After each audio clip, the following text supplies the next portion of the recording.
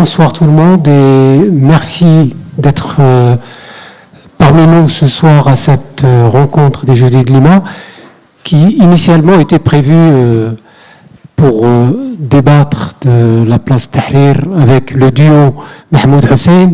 Malheureusement, étant souffrants tous les deux, on a pu attendre, donc rectifier un peu le tir et rebondir sur une question qu'on a toujours souhaité traiter et débattre, puisque c'est une question d'actualité.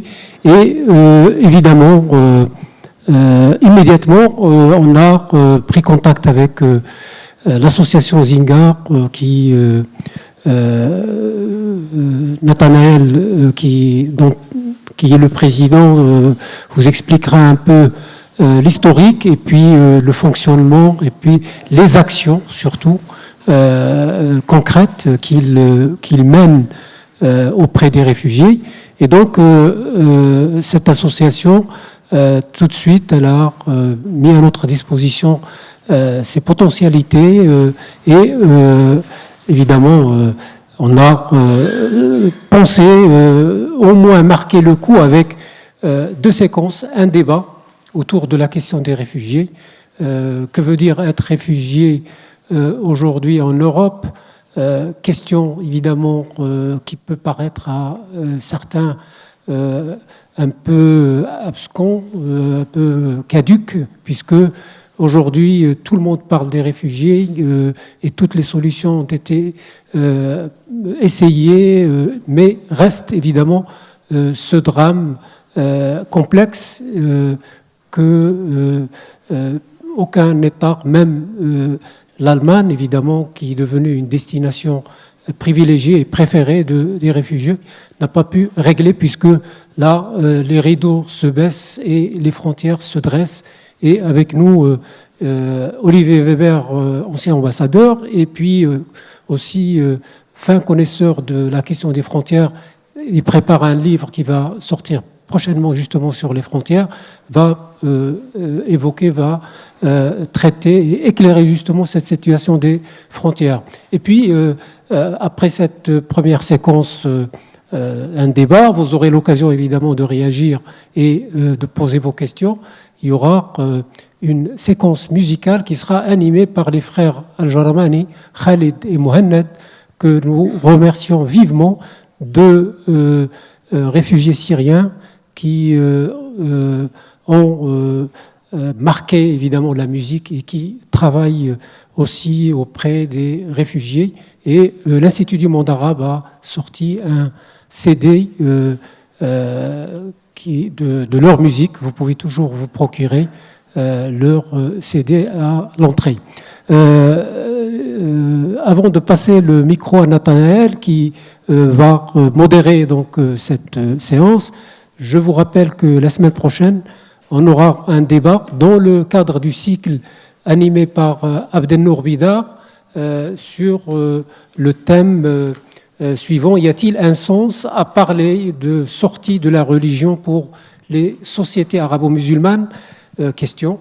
Et avec la participation d'un grand philosophe, un déridien si vous voulez, Jean-Luc Nancy, qui connaît l'islam puisqu'il a travaillé auprès d'un Abdouhab Meddeb, enfin il était un ami de Abdouhab Meddeb et aussi d'autres philosophes arabes.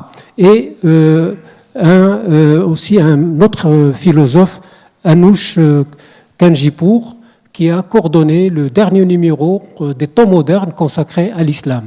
Voilà, je vous invite, évidemment, la séance sera animée par Abdelnour Bidar. Je vous invite donc à venir la semaine prochaine pour rencontrer ces philosophes et pour débattre de cette question également. Voilà, je vous remercie d'être nombreux. Je remercie nos invités et je passe le micro à Nathanaël. Merci à vous. Comme on vous l'a dit, je m'appelle Nathanaël Moll. Alors, je ne suis pas président, je suis directeur général de l'association Singa. Alors, avant de vous parler un peu de ce qu'on fait, j'aimerais tout simplement vous donner quelques indications par rapport au thème du débat aujourd'hui. Donc c'est être réfugié en Europe aujourd'hui. Alors il y a 2 mois, un peu plus de 2 mois maintenant, une photo apparaissait sur nos écrans, tous, sur Internet, à la télévision, et choquait un peu les populations françaises. Et pour moi, cette photo, elle a été les populations européennes, et cette photo, pour moi, elle a été le symbole de 2 choses. D'un côté, l'inaction des États, dont on parlera sûrement aujourd'hui, et d'un autre côté, le réveil des citoyens.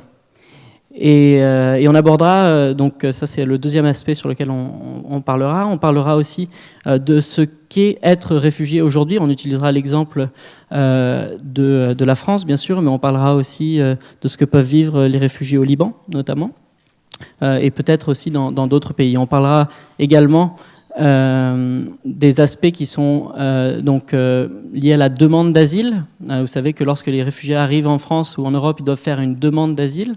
Et puis on parlera des aspects un peu plus long terme, c'est-à-dire l'intégration socio-économique de ces personnes qui malheureusement peuvent être amenées à vivre très longtemps parmi nous alors qu'elles préféreraient être chez elles. Donc voilà, donc en gros c'est un peu les aspects qu'on va aborder aujourd'hui. Alors attendez, je vais vous présenter un petit peu les différents invités qui sont aujourd'hui, mais j'oublie de présenter Singa, donc je vais le faire. Alors l'association Singa, c'est une organisation qui est née il y a maintenant 3 ans. C'était un projet qui était issu d'une expérience que j'ai pu avoir sur le terrain au Maroc et de l'expérience que mon cofondateur a pu avoir lui en Australie. Pendant ces 2 expériences, pendant lesquelles on était assistant juridique aux réfugiés, on a rencontré énormément de personnes réfugiées qui avaient des talents, des compétences, des expériences professionnelles et qui se retrouvaient pourtant bloquées dans des pays d'accueil. Et cette situation nous avait paru un peu absurde. Comment est-ce que des pays qui aujourd'hui sont en situation de crise peuvent se permettre de ne pas profiter de tout le talent, de toute la richesse, de toute la motivation que pouvaient apporter ces personnes réfugiées. Et on s'est rendu compte justement que si les pays étaient souvent très actifs sur la question un peu humanitaire, c'est-à-dire sur la première réaction et sur les aides, on va dire, minimales, on était beaucoup moins bon sur l'intégration de ces personnes au sein de nos sociétés et sur l'égalité des chances tout simplement pour ces personnes. Et donc c'est pour ça qu'on a lancé Singa. Singa, c'est une organisation dont l'objectif principal tout simplement est de mettre en relation des personnes réfugiées qui sont en France, qui ont un projet, qui peut être un projet professionnel, un projet entrepreneurial, un projet artistique, culturel, sportif, social. C'est de mettre en relation ces personnes avec des personnes qui habitent dans les pays où elles arrivent. C'était aussi lié à un constat qu'on avait énormément de réfugiés qui habitaient dans ces pays depuis 3, 4, 5, des fois plusieurs dizaines d'années, et qui ne connaissaient pas un seul Français. Et ça, pour nous, c'était un aspect qui était réellement choquant. On se demandait, mais comment est-ce qu'on peut parler d'intégrer les personnes si aujourd'hui, on ne permet pas aux personnes d'apprendre la langue, d'apprendre les codes socioculturels, d'avoir des opportunités d'adapter leurs compétences. Et donc voilà, c'est ce que Singa fait aujourd'hui. On crée du lien à travers tout un tas de choses. Notre dernier programme qu'on a lancé au mois de juin s'appelle Calme, comme à la maison. Je ne sais pas si certains d'entre vous en ont entendu parler. Il s'agit d'un réseau d'hébergement de réfugiés chez l'habitant. Alors certains médias l'ont appelé le Airbnb des réfugiés. On n'aime pas trop ça. Pour moi, c'est plus un couchsurfing. Je ne sais pas si vous faites la différence, mais le couchsurfing, il y a un vrai échange qui s'opère entre la personne qui reçoit et la personne qui est hébergée. Il y a un partage de culture, il y a un partage beaucoup plus important que Airbnb où on a juste payé pour une chambre et en plus payé alors que nous, on ne fait pas payer les gens. Et alors, je parlais de réveil de la société d'accueil, de réveil des populations. En 2 mois seulement, on a reçu plus de 12 000 propositions de logement de toute la France. Et ça, c'est juste les propositions de logement. On a reçu plus de 3000 propositions de personnes qui voulaient agir, qui voulaient faire quelque chose concrètement. Et je vous avoue qu'on était un petit peu choqués lorsque c'est arrivé parce qu'on s'y attendait absolument pas. Et pour moi, ça, c'est dû à une chose qui est très importante. C'est que cette photo dont je vous parlais, elle a permis de réhumaniser la question de l'asile et des réfugiés. Les Français qui, comme beaucoup avant, regarder cette question par le prisme des médias regarder souvent des images. Alors on voyait des masses souvent, des milliers de personnes qui marchaient. C'est les images qu'on a revues souvent. Et très rarement, on a pu voir des êtres humains qui racontaient leurs histoires ou qui, tout simplement, avaient une vie toute comme la nôtre. Et cette image, malheureusement, voilà, c'est dommage qu'il ait fallu une telle image pour le faire, mais a permis à un grand nombre de personnes de se rendre compte de l'humanité derrière cette problématique et cette question des migrants. Et donc, ces personnes ont voulu agir. Et voilà. Et donc, Singa, notre objectif, c'est d'être là justement pour donner les moyens à ces personnes d'agir. On forme toutes les personnes qui vont s'engager sur la question des réfugiés parce qu'il s'agit de savoir un certain nombre de choses, notamment, par exemple, le fait que nous, on ne demande jamais à un réfugié pourquoi il est arrivé en France. C'est une histoire qui peut être un peu traumatisante et personnelle surtout, et que la personne n'a pas forcément envie de raconter. On ne va pas poser des questions sur les familles parce qu'on ne sait pas ce qui s'est passé. Peut-être que cette personne a perdu sa famille, peut-être qu'elle ne la retrouve plus, et que ça peut être des moments difficiles à vivre pour elle. Donc on a tout un tas de choses sur lesquelles on va préparer ces personnes qui veulent s'engager pour qu'elles puissent être dans les meilleures dispositions possibles et s'engager par la suite telles qu'elles le souhaitent. Donc si demain vous voulez jouer au foot un dimanche avec des réfugiés, on vous mettra en relation avec des réfugiés qui veulent jouer au foot. Si demain vous avez une place lors d'un repas français ou d'un repas breton que vous organisez chez vous, on trouvera un réfugié qui va vouloir venir. On vous met en relation en fait avec des personnes qui vont avoir les mêmes passions, les mêmes compétences, les mêmes centres d'intérêt. Voilà, c'est notre travail. On travaille avec des personnes qui ont obtenu le statut de réfugié, donc sur cette partie de l'intégration des personnes au sein de nos sociétés. Et on est en plein développement aujourd'hui. Hein. On a à peu près 600 réfugiés au sein de notre communauté pour plus de 15 000 Français, donc c'est à peu près équivalent à la population. Alors on a plus de 217 000 réfugiés en France aujourd'hui. Pour une population d'à peu près 67 millions, donc ça vous dit qu'on est loin encore de la crise. Mais voilà, notre objectif, c'est de mobiliser un maximum de gens. Et alors, je vais passer la parole aux différentes personnes qui sont ici. Alors, on va commencer par vous, Monsieur Weber, si vous le voulez bien. Donc, Monsieur Weber, vous êtes grand reporter, vous avez été diplomate. Je crois que vous avez vécu dans pas mal de pays au monde. Dans le monde, et aujourd'hui, est-ce que vous pouvez partager un peu avec nous alors votre expérience personnelle de ce drame des migrants, comme on l'appelle aujourd'hui, et surtout nous parler un peu plus des questions des frontières, qui je crois sont une thématique sur laquelle vous travaillez aujourd'hui, et qui peuvent être d'une certaine manière responsables aussi pour ce drame qui existe aujourd'hui. Donc est-ce que vous pouvez peut-être nous en dire un peu plus ? Oui, alors merci de me donner la parole en premier. Je suis un peu gêné parce que vous avez sûrement des choses plus intéressantes à dire que moi. Moi, je trouve que je peux plutôt témoigner des pays sources, entre guillemets, donc des pays en conflit et en dictature, on va dire, qui sont donc les pays originaires des migrants ou des réfugiés. Et bon, ça fait une trentaine d'années que je couvre ces pays. J'ai été grand reporter très longtemps et j'étais ensuite ambassadeur, mais très peu de temps, et maintenant je suis plutôt auteur de livres. Et je dis ambassadeur, pourquoi ? Parce qu'il se trouve que je m'étais battu pour que, avec ce poste d'ambassadeur itinérant que j'avais, on ait aussi le titre en France d'un ambassadeur chargé de la lutte contre la traite, ce qu'on appelle la traite ou la TEH, la traite des êtres humains. On en parlera peut-être tout à l'heure, parce que je peux vous dire que les trafiquants des humains, donc ceux qui organisent la migration, ceux qui organisent aussi le passage en bateau en Méditerranée, sont des gens très fortunés, et le blanchiment s'opère principalement dans les pays occidentaux. On dit que le chiffre d'affaires de ce marché, entre guillemets, parce qu'il s'agit d'un marché de bétail humain, hein, vraiment c'est ça, on est dans l'esclavagisme et le côté négrier des temps modernes, représenterait donc 32 milliards d'euros. Et simplement, bon, il se trouve que maintenant j'écris des livres, et il se trouve que je sors un livre ces jours-ci sur la Méditerranée, mais c'est un roman, et le prochain livre, c'est les frontières.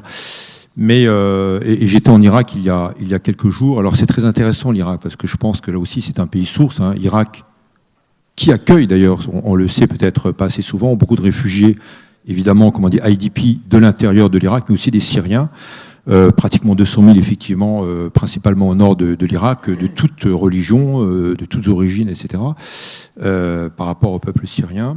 Et principalement donc les migrants, les réfugiés qui arrivent sur les rives européennes, après avoir traversé principalement par bateau la Méditerranée, sont à 50% des réfugiés qui quittent des pays soit en guerre, donc l'Irak, l'Afghanistan, la Syrie, ou en conflit larvé comme le Sud-Soudan ou le Darfour, soit qui fuient les dictatures comme l'Érythrée.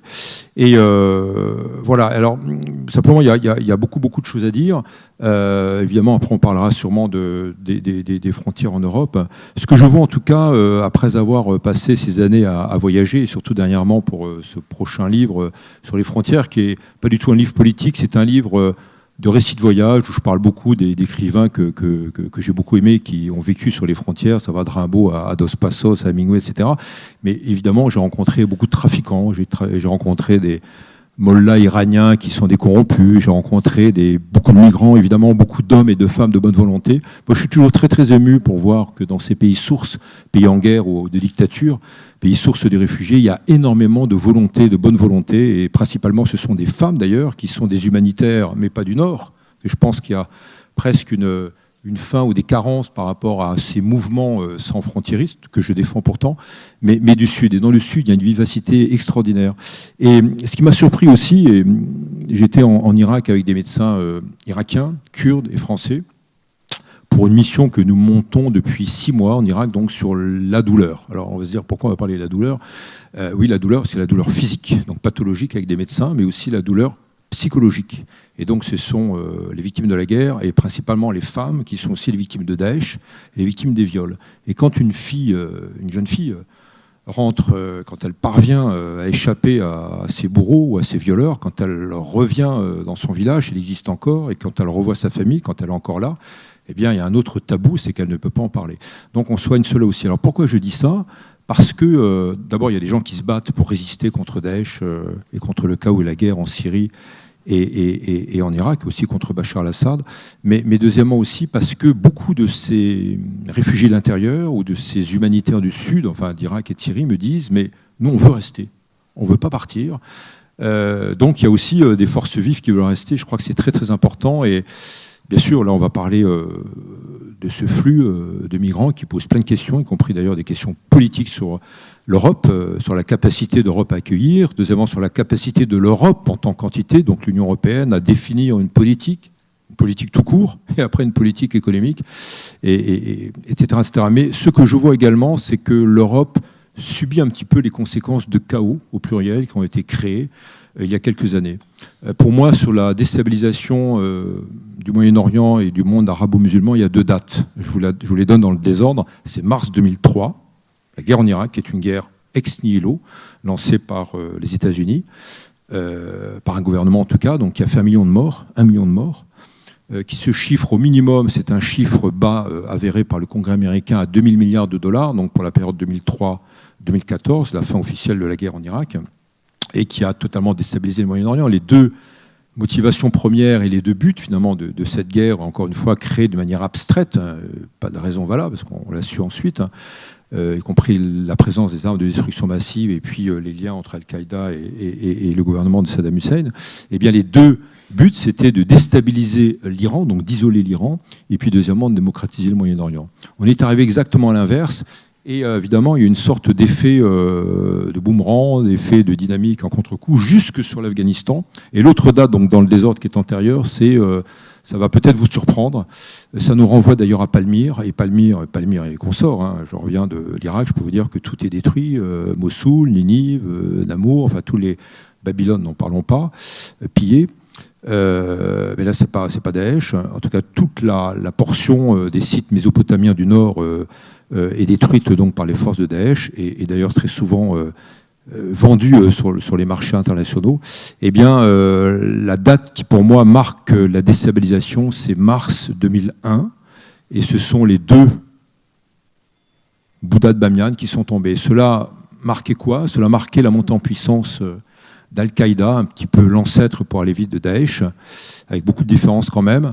sur les talibans, qui avaient plutôt une vision, alors je dis ça avec beaucoup de prudence, j'ai vécu avec eux pour un livre et un film en particulier, qui avait une sorte de vision relativement rationnelle, entre guillemets, barbare, évidemment, inhumaine, mais relativement rationnelle. Les talibans ne voulaient pas 1 million de morts à Kaboul. Al-Qaïda voulait et veut toujours 1 million de morts à Kaboul, à Bagdad, etc. Et donc, on a une phase de déstabilisation. Ce que je veux dire simplement, après on peut parler des autres causes, le Sud-Soudan, le Darfour, l'Érythrée. Alors l'Érythrée, c'était le premier reportage que j'ai fait très jeune pour la presse britannique et Libération.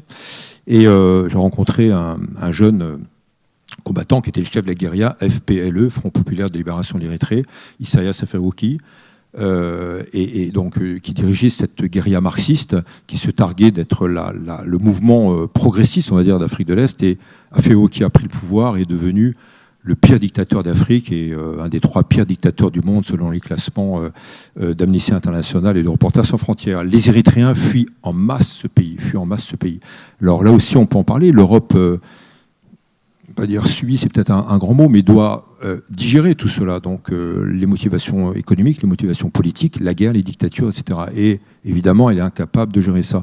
Un petit mot, je ne veux pas prendre trop longtemps la parole aussi, mais pour ces livres, évidemment, j'ai passé beaucoup de temps avec des migrants en Afrique du Nord, à Tanger, où il y a des dizaines de milliers, peut-être 40 000 Africains de l'Ouest et Africains du Sahel qui attendent au-dessus de Tanger et au-dessus des 2 enclaves espagnoles, Ceuta et Melilla, qui sont donc des possessions espagnoles en terre africaine.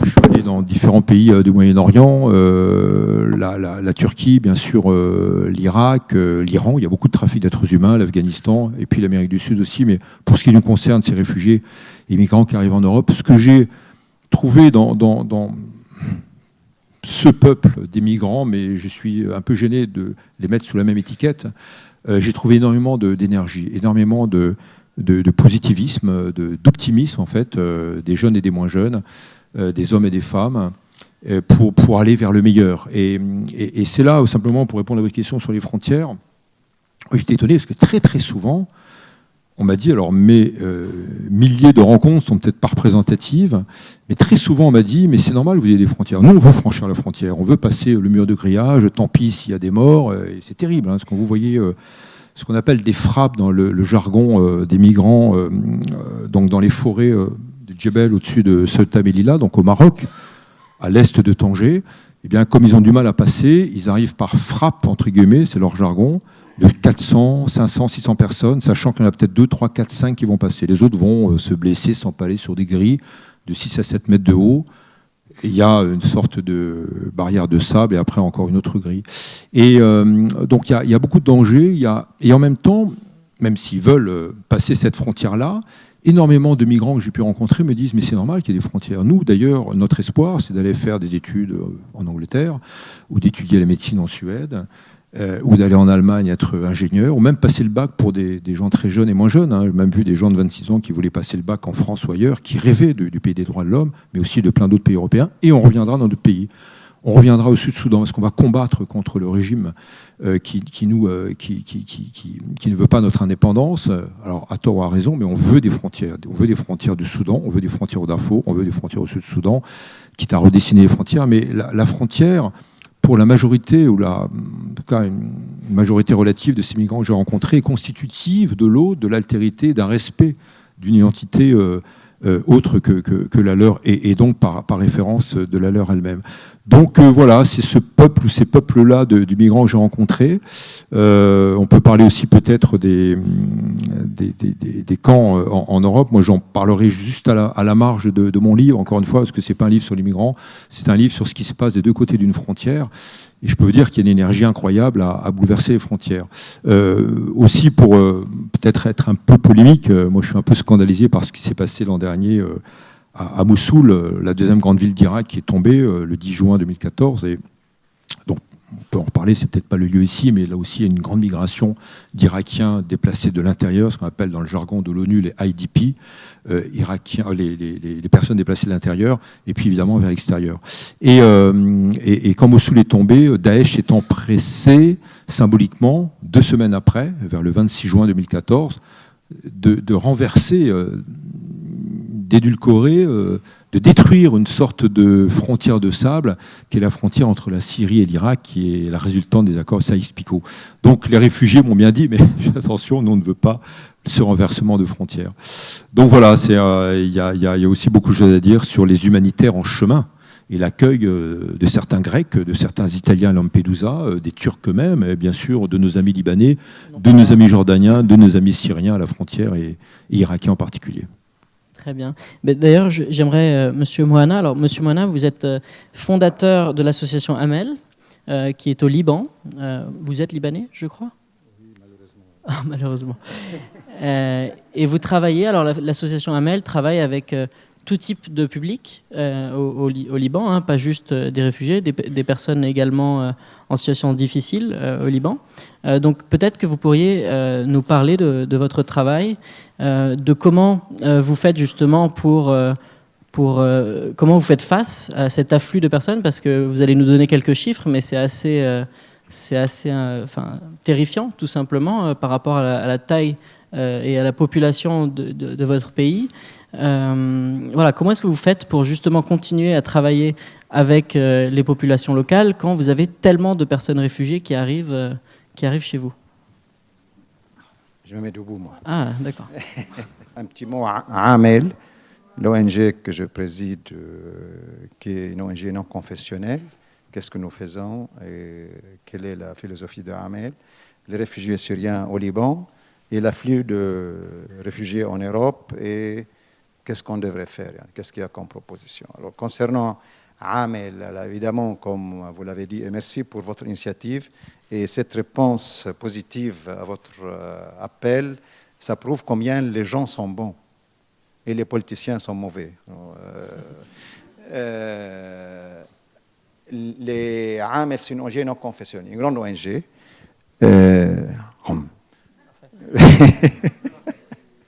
Il y a 800 personnes qui travaillent à Amel, et on a 24 centres, on a 6 cliniques mobiles.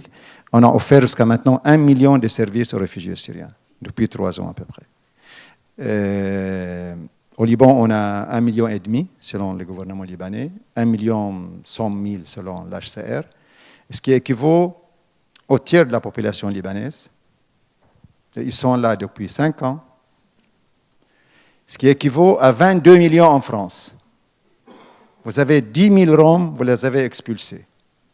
Et là, dans ce contexte, je salue la générosité du peuple libanais et des Palestiniens réfugiés, mais la situation est catastrophique et explosive au Liban. Alors, Amel a pris comme slogan la pensée positive et l'optimisme permanent. Vous savez, le système libanais, c'est un système confessionnel. Et Amel est non confessionnel. Par exemple, la région de Marjoun Hasbaya, c'est un petit Liban, là où je suis né, à Khiyam.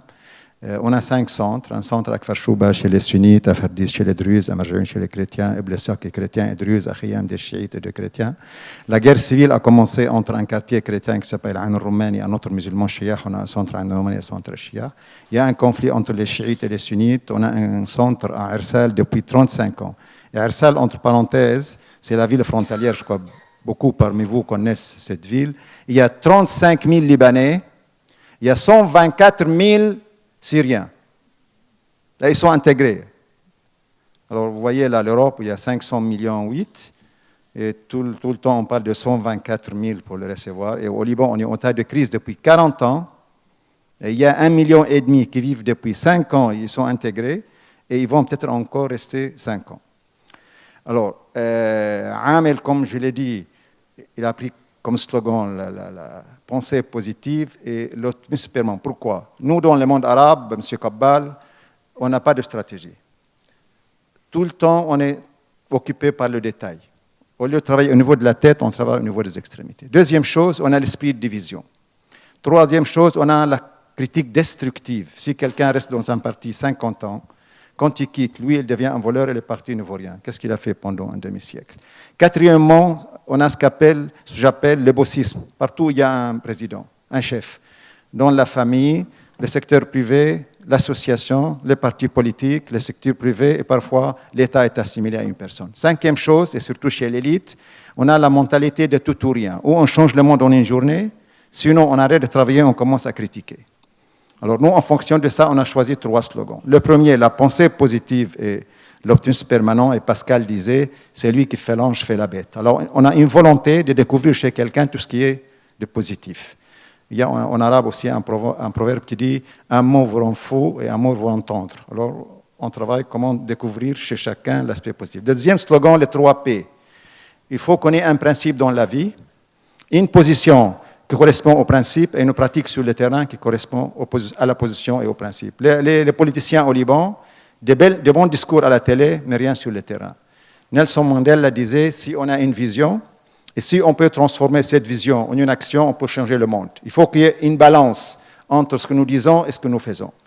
Le troisième slogan, Israël est un État ennemi. Dans la société, il y a les amis, le neutre, les adversaires. Comment renforcer les rapports entre amis, comment transformer les neutres en amis et comment neutraliser les adversaires. C'est un peu la philosophie d'Am. Sur le terrain, avant tout des services, on a plein d'ONG maintenant qui nous parlent dans les hôtels de la démocratie, justice sociale, liberté, gender, rien sur le terrain. Les Nations Unies qui ont été créées en 1945 pour résoudre les problèmes sécuritaires dans le monde, ils ont échoué. Après la chute de l'ex-Union soviétique, ils ont pris comme slogan le développement durable. Il y a 20 ans, il y avait 400 000 pauvres dans le monde et 10 milliardaires. Avec ces discours de droit, de justice sociale et de développement durable, il y a maintenant 2 milliards de pauvres et 550 milliardaires. Les pauvres s'appauvrissent et les riches s'enrichissent. Alors on dit une chose et la réalité, une autre chose. Alors nous, des services, et on peut fonctionner en tant qu'ONG non confessionnelle. À travers les services, on a des revenus, on a des propriétés qu'on loue, on fait chaque année des dîners galas. Une ONG non confessionnelle, qui n'est pas dans le système, une grande ONG, et moi je préside les collectifs d'ONG libanaises et arabes, peut fonctionner sans aucune aide. Alors, si les aides ne sont pas convenables pour nous, on les refuse. Les US-aides sont venus, je ne sais pas combien, dans mon bureau, ils ont proposé 5 millions de dollars, 7 millions de dollars, 10 millions de dollars, je n'accepte pas de prendre de l'argent. À travers les services, on a la confiance de la population. On passe au deuxième stade qui est le développement. Développement avec les gens et non pas au nom des gens. Et le troisième slogan, enfin le troisième stade, c'est la culture de droit. Droit à la parole, l'éducation, justice et participation de la femme. On ne peut pas parler de démocratie si la femme ne participe pas. Les jeunes ne sont pas seulement la génération du futur, maintenant. Et moi, je suis optimiste à propos de l'avenir du monde arabe. Pourquoi ? À cause de la nouvelle génération et surtout les filles, qui sont armées de valeurs de justice sociale, de démocratie, de liberté. Et les sociologues, ils disent, il faut tuer le père. Le père, ça veut dire ici le pouvoir. Maintenant, avant, tout le monde était soumis au père. Maintenant, le père et la femme le père est soumis à la femme et la femme et le père sont soumis aux enfants. Alors, à mon avis, dans le monde arabe maintenant, cette génération, ce qui s'est passé en Égypte et en Tunisie, c'était la révolution. Ce qui se passe maintenant, c'est l'anti-révolution. Mais je crois avec Daesh, après Daesh, il y aura une réforme au sein de l'islam, comme ça s'est passé en Turquie en 1913 avec Atatürk. Mais le problème principal dans la région, c'est le problème palestinien. Il n'y aura pas de solution de stabilité dans la région s'il n'y a pas de solution juste au problème palestinien. Netanyahou, qu'est-ce qu'il veut ? Il veut un État juif. Juif, c'est une religion, ce n'est pas une nationalité. Tandis que la nouvelle génération dans le monde arabe, c'est, comme j'ai dit, les mêmes slogans ici qu'en Europe. C'est un processus. La France, vous avez mis 1 siècle pour que votre révolution aboutisse. On n'a pas besoin d'un siècle, peut-être 10 ans. Et Ahmed, dans ce contexte, est devenu international parce qu'il y a un seul monde. Dans un seul monde, il faut un seul futur. Une répartition juste des richesses. Regardez maintenant, il y a 1% de la population du monde qui possède 50% du globe. 1%. 20% de la population du monde qui possède 80%. Un seul monde. C'est pour cela qu'il faut que la société civile, du Sud et du Nord, il faut qu'on travaille ensemble, d'égal à égal, et refuser le néocolonialisme. Toujours de l'Occident nous apprennent comment il faut travailler d'égal à égal. Alors pour les réfugiés syriens, rapidement, comme j'ai dit, 1,5 million. Sur le plan santé, au niveau des premiers services, on s'arrange. Au niveau de l'hospitalisation, il y a de gros problèmes. L'HCR fait un contrat avec une assurance privée, paye 75% du coût de la facture, et ils ne prennent pas le cas de l'accident du travail, ils ne prennent pas le cas de maladies chroniques. Il y a beaucoup de problèmes à ce niveau. Deuxième chose, au niveau de l'environnement. Au Liban, vous savez, le problème des déchets au Liban. Mais normalement, on a 5000 tonnes par jour de déchets. Avec les Syriens, on a 7000 tonnes et demie. Vous voyez comment est la situation. Au niveau de problèmes économiques et sociaux, on a 32 000 prisonniers au Liban. 19% sont des Syriens. La grande prison du Liban, à Roum, il y a 3000 prisonniers et il y a 1000 Syriens parmi eux, et souvent à cause des problèmes économiques et sociaux. Mais les gros problèmes et les crimes qu'on commet vis-à-vis de la nouvelle génération syrienne, on a au Liban 400 000 élèves syriens. Il y a un programme de scolarisation pour 100 000 seulement. 30 000 avec l'HCR, 30 000 avec l'UNICEF, 35 000 avec la Banque mondiale et le ministère de l'Éducation. Imaginez qu'il y a 4 000 élèves syriens qui ne sont pas scolarisés maintenant. 4 millions. 45% des élèves syriens ne sont pas scolarisés. Alors, regardez ce qui se passe. Quel est le futur de la génération syrienne au Liban et après en Syrie. Alors, ce que je propose, d'abord au Liban, il faudrait que le gouvernement libanais, malheureusement, il est presque paralysé, qu'il ait un plan national avec les ONG libanaises, soutenu par l'HCR, les ONG des Nations Unies, parce que les Syriens sont répartis au Liban dans 1450 endroits, 1700 camps informels. Aucune organisation de l'extérieur n'est capable de gérer cette situation. C'est vrai qu'on a la corruption, il faut renforcer les structures existantes et il faut contrôler tout ça.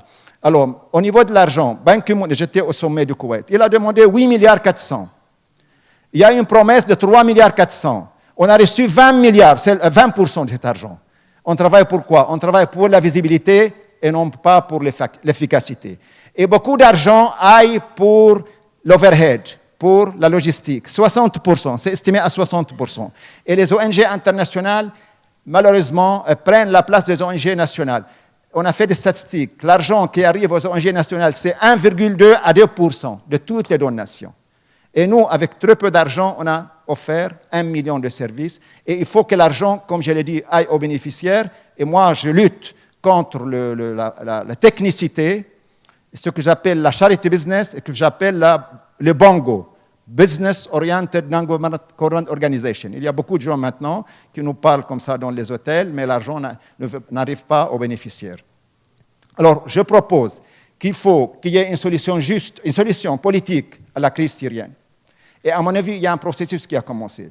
Mais il y aura beaucoup de temps avant la solution. En attendant, il faudrait d'abord pour le Liban, comme je l'ai dit, aider les Liban qui aident la Syrie. On a 1,5 million de Syriens, on a 1,5 million de Libanais pauvres. Il faut aider les Libanais aussi. Et la situation, comme je l'ai dit, elle est catastrophique et explosive. Toutes les statistiques disent que si demain il y a une solution, 20% resteront sur place, de déplacés ou de réfugiés. Deuxième chose, il faudrait, comme je l'ai dit, l'argent aille aux bénéficiaires. Et il faut renforcer les structures locales et surtout les ONG nationales. Concernant maintenant la solidarité internationale, franchement, on a honte de voir un pays comme le Liban, qui souffre depuis 40 ans, on est en état d'urgence. Je ne sais pas si vous connaissez la blague. Il y a mes amis libanais, Kamal et Ismaïl, enfin beaucoup d'autres Libanais, Ali, Ola et Virginie, et M. Farran. Il dit, quel est le summum de l'optimisme? J'ai raconté ça à M. Kappal. Une question. La réponse qu'un Libanais vous dise à demain. Tout le temps, on s'attend à une mauvaise nouvelle. Une voiture piégée, une explosion. On est très fort parce que tout le temps, on vit comme ça. Et malgré cela, on a 1,5 million. Et si quelqu'un parmi vous visite le Liban, il voit comment ils sont intégrés. On n'a pas l'impression qu'il y a 1,5 million. Tandis que l'Europe, 500 millions 800. J'étais récemment avec le ministre de la Justice et de l'Immigration suédois au Liban. On déjeunait ensemble. Il me dit, mais l'Europe peut recevoir facilement 1 million de réfugiés. On est 500 millions chez nous. Mais écoutez, parlons au niveau politique. Les gouvernements en Europe, pas tous, mais beaucoup, ont une responsabilité avec tout ce qui se passe en Syrie. Ils doivent les conséquences aussi les subir. Concernant le côté moral, culturel, humanitaire, mettons ça de côté. Juridique, vous avez la Convention de Genève. On n'a pas le droit de refouler des gens des réfugiés. On les prend, après on fait le tri, mais on n'a pas le droit de les refuser. Prenons la Convention européenne des droits de l'homme, l'article 2.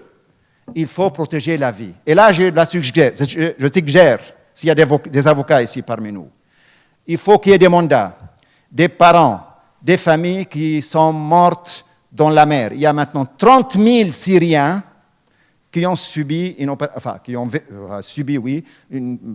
ont failli être noyés. Il y a 5 000 qui sont morts.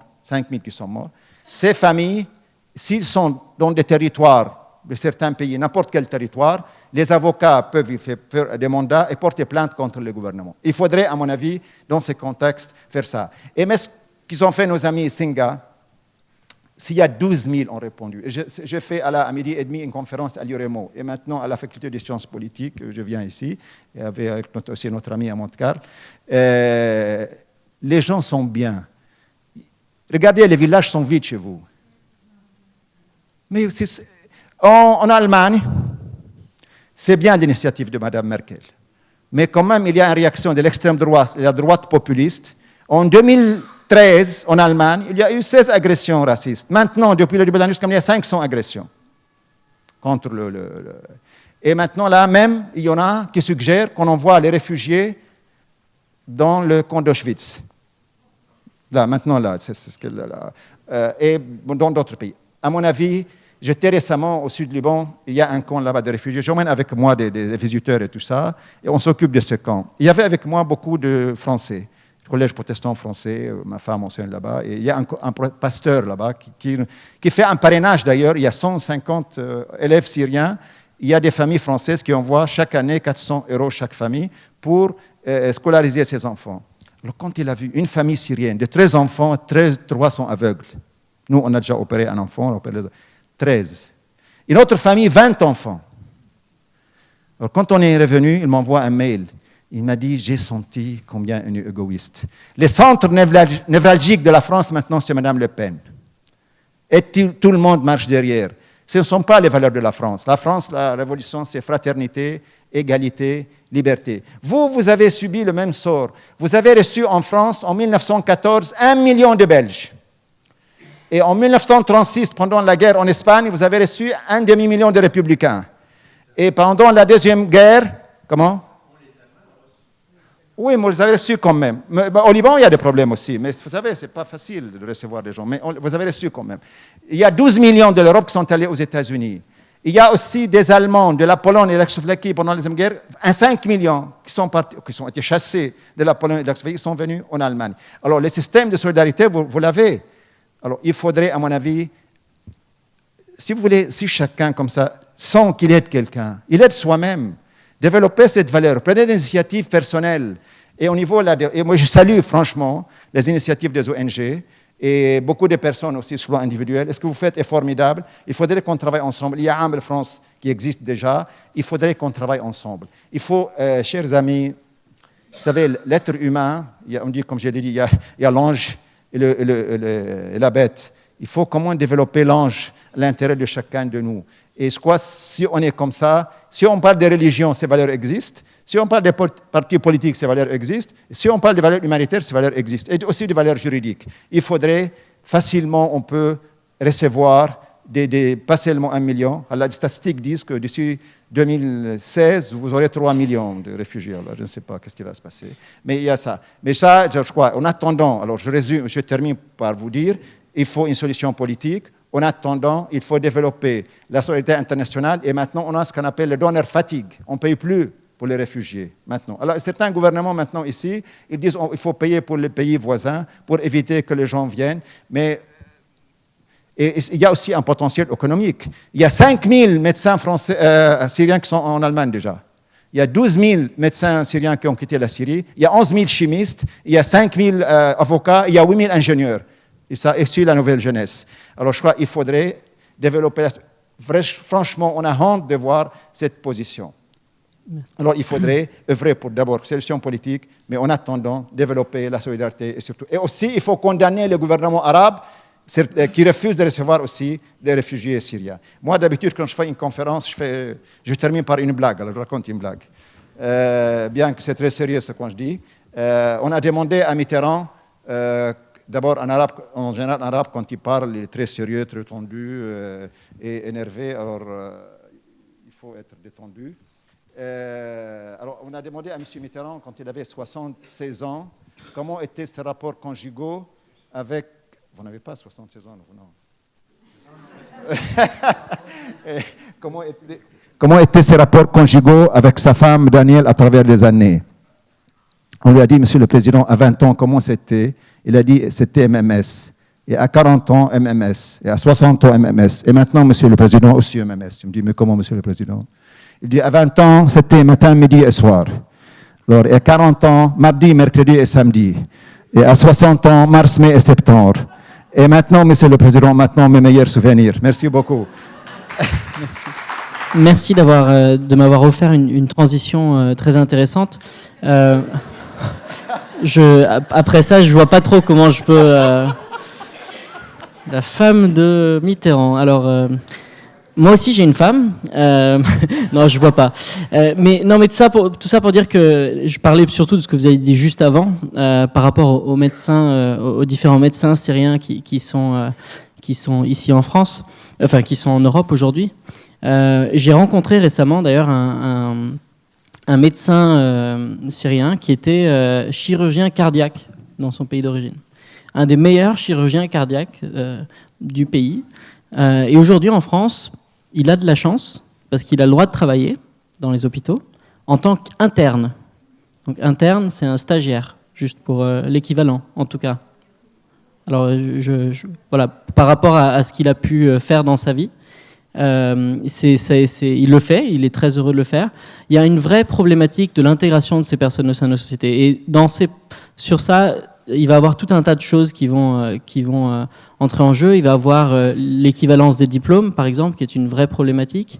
Il va y avoir la reconnaissance des expériences professionnelles du pays d'origine, parce que nous, on rencontre énormément de personnes à qui Pôle emploi va dire « Non mais attendez, monsieur, être vendeur au Nigeria, ça ne sert à rien en France. » Et donc des personnes qui avaient 4-5 pages sur leur CV dans leur pays d'origine et qui se retrouvent en France avec une ligne. J'aimerais que vous vous représentiez ce que ça peut être de s'entendre dire que vous n'êtes plus rien. Voilà. Et ça, c'est ce que énormément de personnes réfugiées peuvent vivre en France. Tout pays confondu, hein, d'ailleurs, pas juste les Syriens et les personnes qui viennent d'arriver aujourd'hui, ces derniers temps. Ça fait maintenant plus de 30 ans qu'on a un vrai problème d'intégration des personnes réfugiées dans ce pays.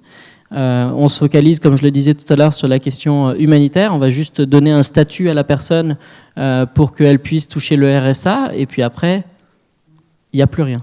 Voilà, c'est une réalité aujourd'hui, et c'est une réalité qui est dommageable pour les réfugiés eux-mêmes, mais bien sûr pour nous en tant que société.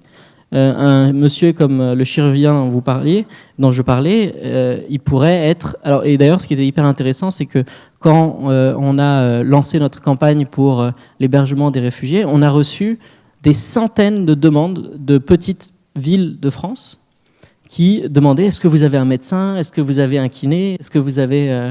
Et qui étaient prêts, alors c'était assez incroyable, qui étaient prêts à payer bien sûr tout le trajet, qui étaient prêts à offrir le cabinet gratuitement, qui étaient prêts à offrir une maison, en gros qui étaient prêts tout simplement à accueillir les bras ouverts ces personnes qui auraient pu apporter une solution, une réelle solution à ces villages qui aujourd'hui sont en train d'être quittés par énormément de gens. Et c'est là qu'on se rend compte que les réfugiés peuvent être une réelle opportunité également pour revitaliser des régions entières de la France. Et du coup, c'est ma transition, qui est un peu plus facile que celle que vous m'avez laissée. Je me suis offert une transition. Mais il y a énormément de personnes comme Déo, notamment, ici présent. Je vais lui passer le micro, mais je vais le présenter un petit peu avant. Déo est également grand reporter. Il a couvert la situation dans la région des Grands Lacs pendant 25 ans, 20 ans. Il va expliquer mieux que moi. Et donc c'est quelqu'un qui a une grande expérience, qui aujourd'hui met à disposition d'ailleurs de jeunes journalistes qui souhaiteraient s'engager d'ailleurs au sein de Singa pour travailler dans le nouveau média qu'on est en train de créer, qui s'appelle le Singa Mag. Et il va partager son expérience avec une équipe de jeunes journalistes, justement pour couvrir un aspect beaucoup plus intéressant et beaucoup plus constructif de la question des réfugiés et des migrants, le positif.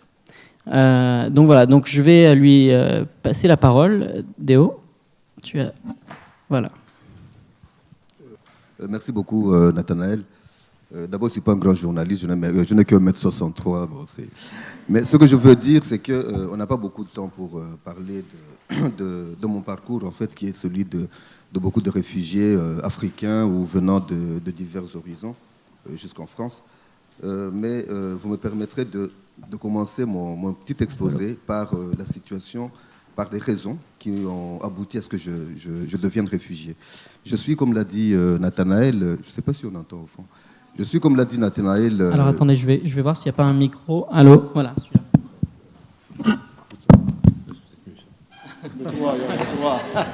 C'est meilleur. Ah ben voilà, je suis gâté. Merci beaucoup. Donc, comme le disait, ça va beaucoup mieux. Comme l'a dit Nathanaël, je m'appelle Deona Mujimbo, je suis journaliste, écrivain de l'Est de la République démocratique du Congo, que beaucoup connaissent comme le Zaïre de Mobutu. C'est comme ça qu'on connaît mieux le Congo. Et je vais résumer en disant que le Congo, c'est un pays, ça m'a étonné en venant en France, dont personne ne parle. Et pourtant, c'est le pays le plus riche du monde, potentiellement, d'où la misère des populations, ce qui est contradictoire. Il y a eu plus de 8 millions de morts en 10 ans au Congo. Personne n'a parlé en France à cause de ces richesses. Dans mon pays, j'aime bien, je fais des conférences, j'aime bien commencer par des anecdotes. Les enfants à l'école racontent dans mon pays que quand Dieu a créé le monde, la question n'est pas de savoir si on croit en Dieu ou pas. Quand Dieu a créé le monde, il a envoyé un ange pour distribuer les richesses, plus ou moins équitablement à tous les pays du monde. En France, il a donné un peu de charbon. L'ange est venu avec un grand panier. Il a donné un peu d'or en Afrique du Sud, un peu de diamants, je crois, au Pérou et tout. Et le soir, l'ange était fatigué, mais le panier était aux 3/4 plein.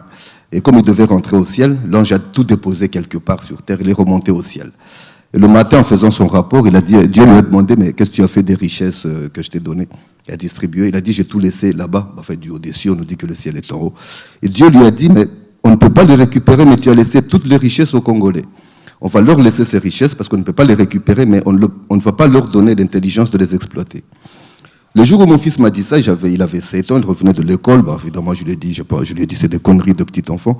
Mais après, quand je suis devenu journaliste, enfin j'étais déjà journaliste, mais et après, par l'expérience, je me suis dit, mais finalement, est-ce que ces gamins n'ont pas raison? Parce que ce pays, le plus riche du monde, la plupart des personnes dans cette salle sont assez âgées. J'aime pas beaucoup le terme, mais enfin, c'est pas moi qui l'ai inventé. Ils se souviendront que le Congo a été une colonie belge jusqu'à son indépendance le 30 juin 1960. À l'époque, le Congo était le premier producteur mondial de diamants, le premier en cobalt, manganèse, uranium. J'ai honte toujours de dire que c'est l'uranium du Congo qui a servi, qui a fait en sorte que la Belgique est le seul pays qui est sorti sans un seul centime de dette de la Deuxième Guerre mondiale. Parce que c'est l'uranium des mines de Shinkolobo au Katanga qui a servi à fabriquer la bombe de Hiroshima et Nagasaki. J'ai honte de le dire, mais j'étais pas là. Donc c'est pour vous dire que toutes ces richesses, mais malheureusement la population aujourd'hui est dans la misère la plus noire. Depuis plus de 20 ans, le Congo, mon pays, que j'aime beaucoup, est systématiquement, toutes les années, le pays le plus corrompu du monde, le pays à l'indice de développement le plus bas. C'est toujours le dernier, sur 180 pays, sur les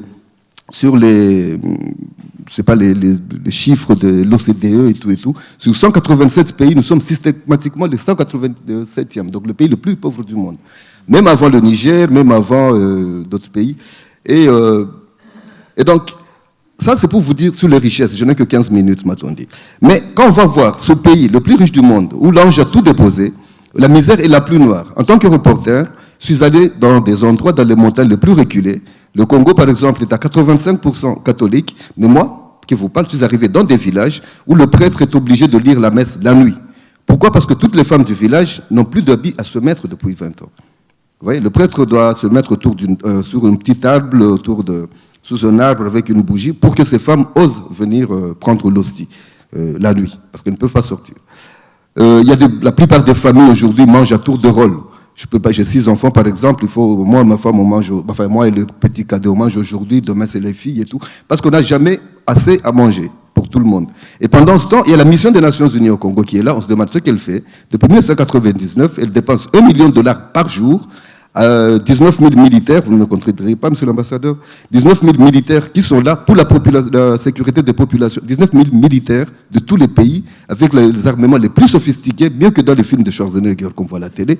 Mais hier encore, ils sont venus les groupes armés sont allés massacrer tous les villages, etc., violer les femmes, amener des femmes, des petites filles en esclavage sexuel et des gamins comme porteurs d'armes, etc. et tout. Qu'est-ce que vous faites quand vous êtes de cette... j'ai 56 ans, j'ai toujours vécu dans ça.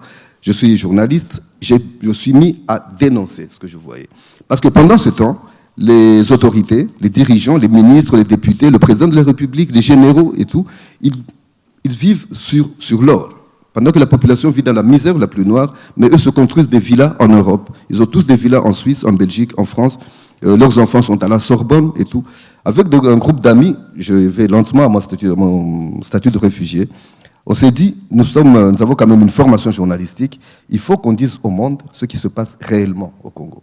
Parce que quand j'ai commencé par parler de la mission des Nations Unies, quand il y a, et c'est quotidien pratiquement, quand il y a un village qui est attaqué, ce n'est jamais à plus de 2 kilomètres d'un camp retranché de la mission des Nations Unies. Mission des Nations Unies au Congo, la MONUC.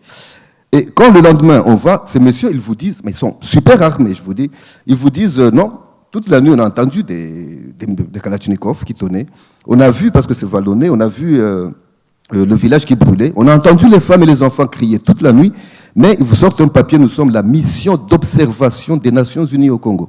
Ils vous mettent dans leur char de combat, dans leur camion, vous allez dans ces villages, ils comptent les cadavres avec vous, les cases brûlées, ils font rapport à M. Ban Ki-moon.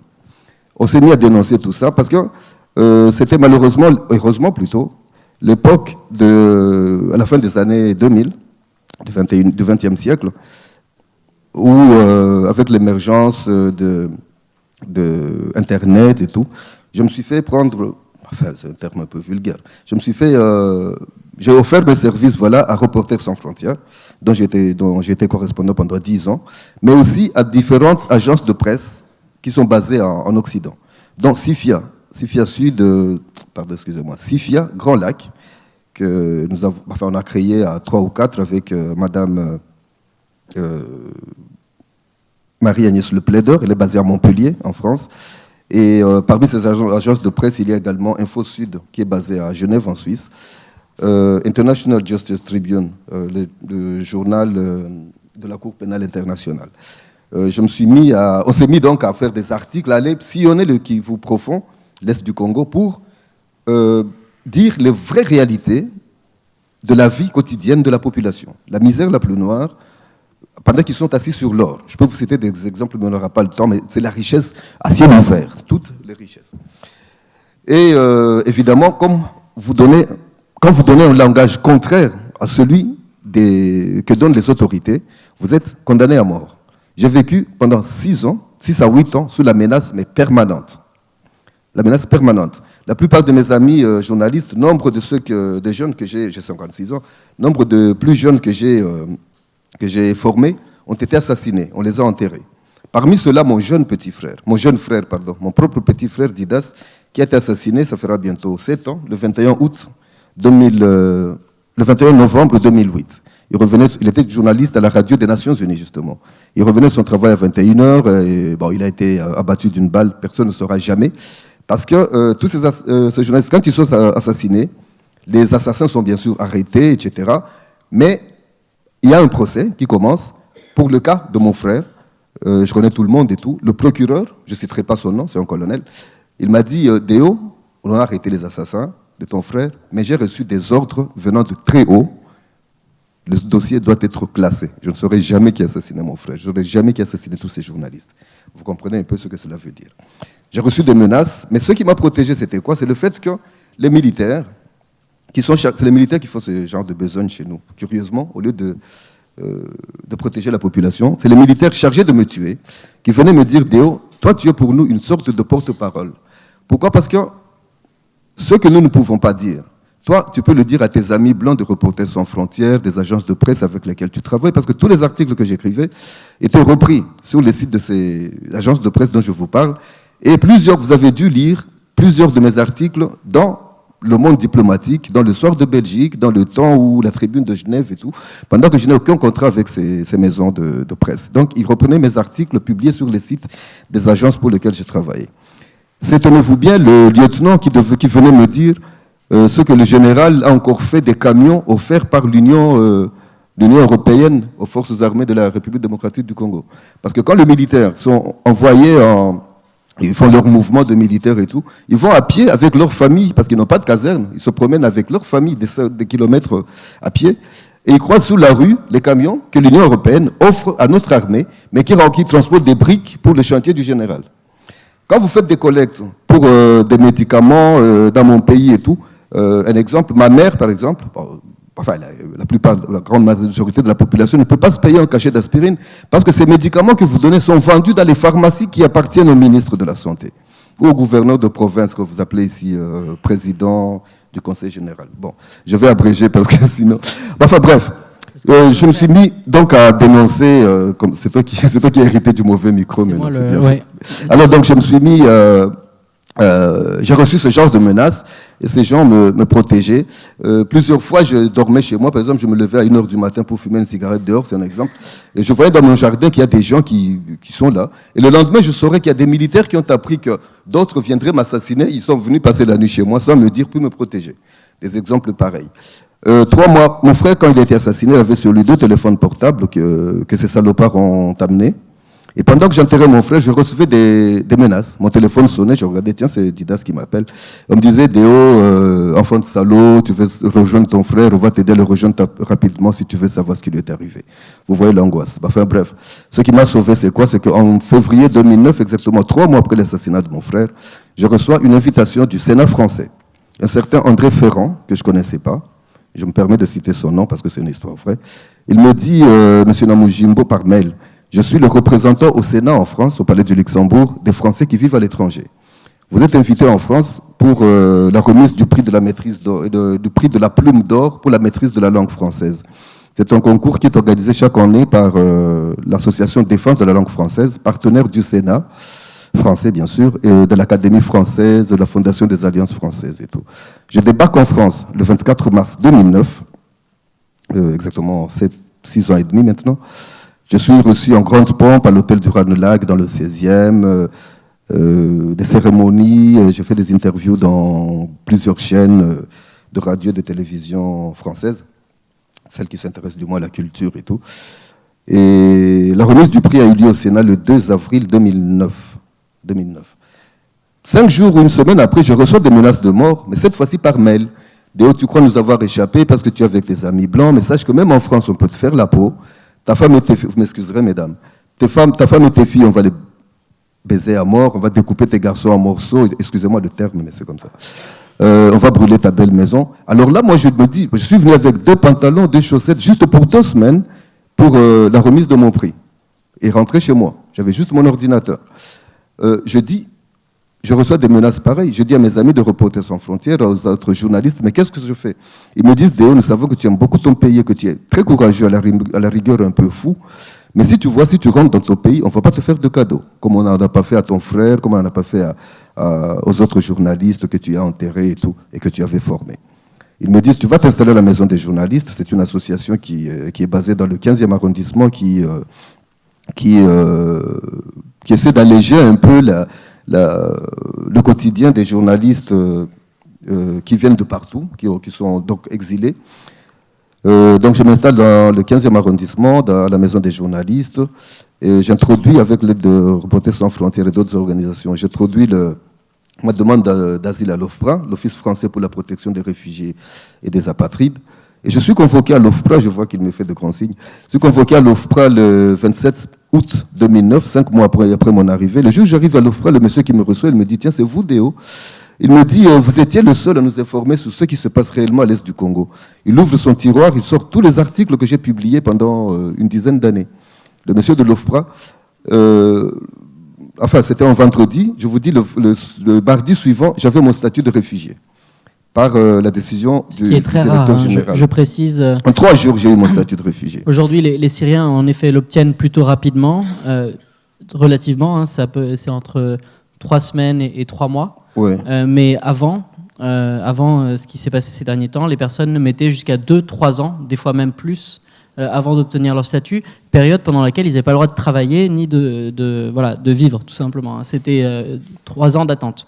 Oui, bon, voilà, je termine juste 2 minutes. Oui, par rapport à ce qui s'est passé après, rapidement. Bon, après, donc j'ai eu mon statut de réfugié, mais en fait, j'ai oublié de dire que quand on m'a dit de rester à la maison des journalistes, ma femme et les enfants, ils devaient décamper, enfin, le terme n'est pas très correct, je parle un peu argot aussi, ma fille devait quitter le Congo très rapidement pour se mettre sous la protection du HCR au Burundi, à cause des menaces qu'ils avaient reçues, qu'ils avaient vécues. Et donc, j'étais séparé de ma famille. Moi, j'étais en France pendant 2 ans et demi, ma famille au Burundi, ne parlant pas la langue, ne connaissant personne dans le pays frontalier du Congo. Et je suis venu pour 2 semaines, juste pour la remise du prix, sans aucun papier. Je devais rentrer chez moi après 2 semaines. Et donc, j'ai vécu 2 ans et demi séparé de ma femme et de mes enfants, parce que chaque fois que la France demandait un document qui prouve qu'Emerance c'est ma femme, qu'Axel est mon fils ou que Sissi est ma fille, je devais demander ce document à mes parents restés au pays, à mes amis, à mes beaux-frères, etc. et tout. Mais finalement, après 2 ans et demi, on s'est réunis par regroupement familial. Maintenant, la galère. La France ne reconnaît aucun de mes diplômes. J'ai juste le baccalauréat. J'ai essayé de faire des VAE. La France, ils me disent, niet, les diplômes vous étiez une colonie belge, votre système d'éducation, on ne le connaît pas. Et juste le baccalauréat et tout. J'ai fait 6 ans de recherche vaine de travail. J'ai frappé à toutes les portes, niet, rien du tout. Je vous dis, j'étais jardinier au potager de Marcoussis. Je ne conseille à personne d'aller récolter des pommes de terre à -3 en hiver ou de laver les poireaux sous le soleil d'été. J'ai encore mal au dos quand j'y pense. J'étais plongeur, etc. et tout. Mais finalement, j'ai créé mon entreprise. Parce que pendant ce temps-là, tout ce que je faisais pendant ces 6 ans, je parle plusieurs langues. J'ai fait des traductions pour les maisons de production de documentaires, en Swahili, en Lingala, plusieurs des documentaires sur l'Afrique de l'Est que vous avez vus. Souvent, c'est moi qui les ai traduits. Mais surtout, j'ai fait des conférences pour essayer à travers la France. J'ai fait 54 lycées en France, des conférences bénévoles, pour faire comprendre aux lycéens c'est quoi le Congo, des réalités dont on parle du Congo, un pays dont on ne parle jamais en France. Je connais mieux la France que beaucoup de Français maintenant, où j'ai fait des conférences.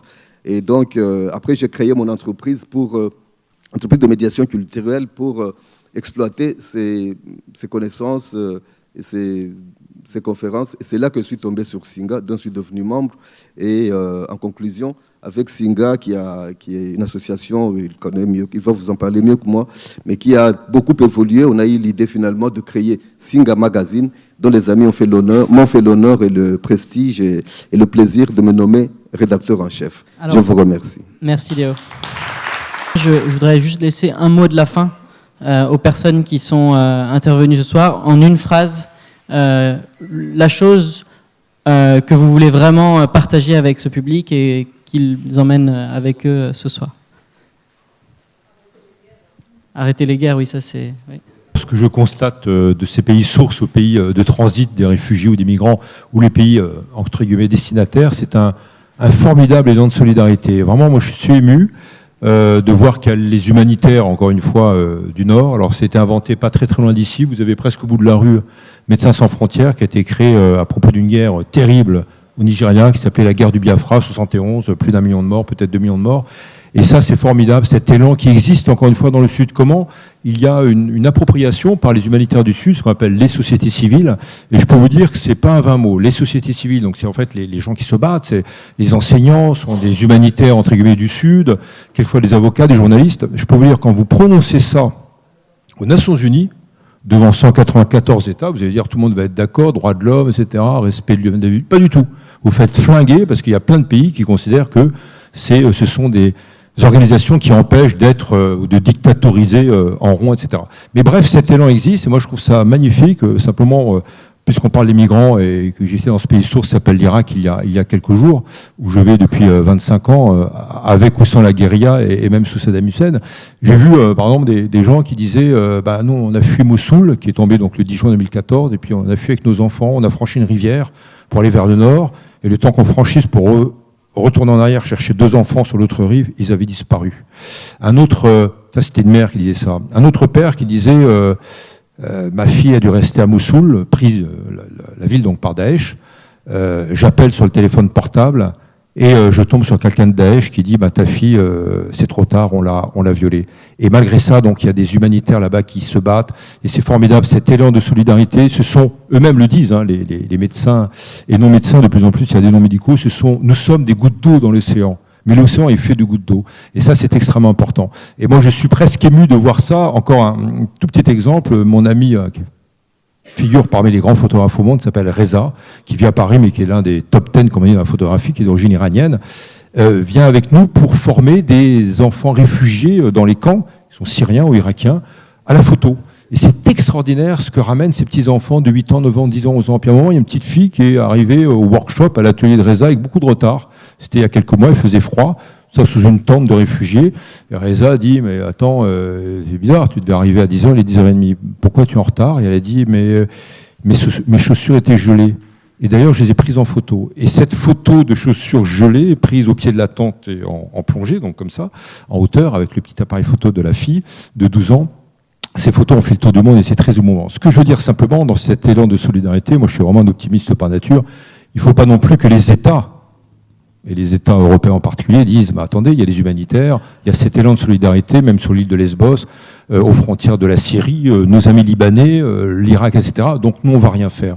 Et donc c'est un cri d'alarme que je dis également, je dis il faut se battre pour que cet élan de solidarité existe, mais que les États remplissent aussi leur part de responsabilité. Merci. Merci. Tout ce que je peux dire, c'est que je suis vraiment ému, comme monsieur l'ambassadeur.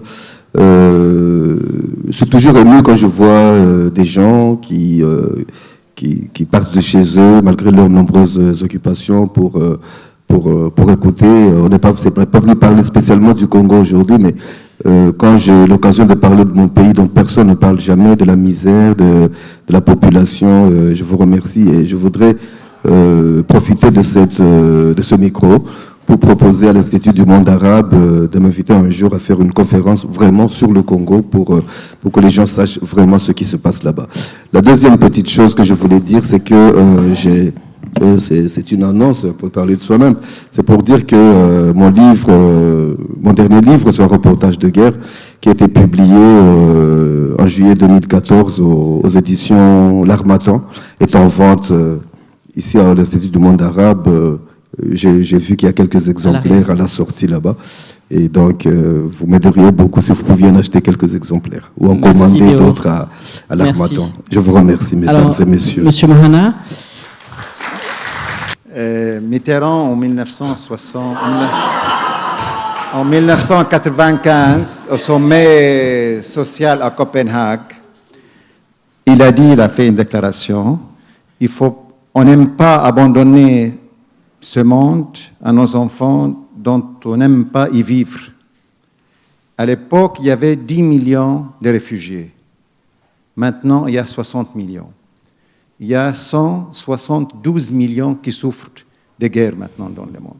Alors, il faudrait, je crois, ce monde qui est géré maintenant par les banquiers et les financiers qui cherchent le profit, il faudrait, voilà, je me joins un peu à mes amis, à monsieur l'ambassadeur, comment développer la solidarité internationale et comment travailler nord-sud ensemble, mais d'égal à égal. Il faut surtout la société civile, Françoise et Hélène et tous nos amis présents ici, comment travailler ensemble, les sociétés civiles, pour un monde plus juste et plus humain et une répartition juste de richesses. Merci beaucoup. Merci. Et vous pouvez retrouver l'association AMEL sur www.amel.org.lb. Alors aussi sur Facebook, parce qu'apparemment c'est le lieu a priori. Alors merci beaucoup à tous d'être venus. J'espère que pour vous ça ne s'arrêtera pas là.